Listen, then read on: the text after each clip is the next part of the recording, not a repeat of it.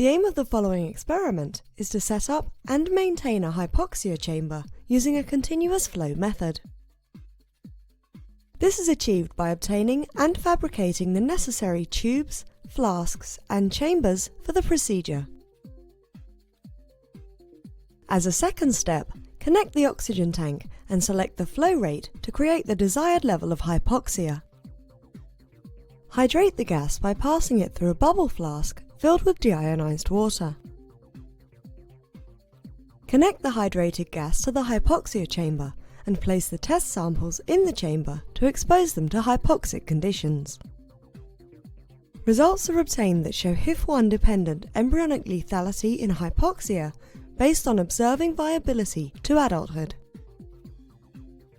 The main advantage of this technique over existing methods, such as glove boxes, is it's easy and inexpensive to fabricate in lab and provides an accurate and reproducible concentration of gases in the environmental chamber.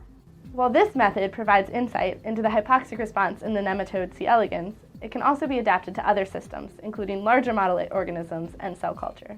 Additionally, it can be used to study other gases, including carbon dioxide and hydrogen sulfide.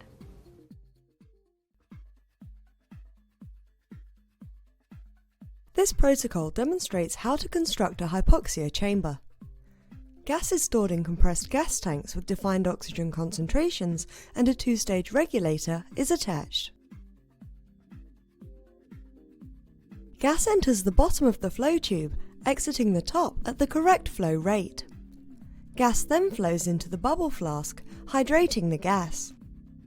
Hydrated gas then passes into the hypoxia chamber at the inflow valve, exposing the samples to hypoxia.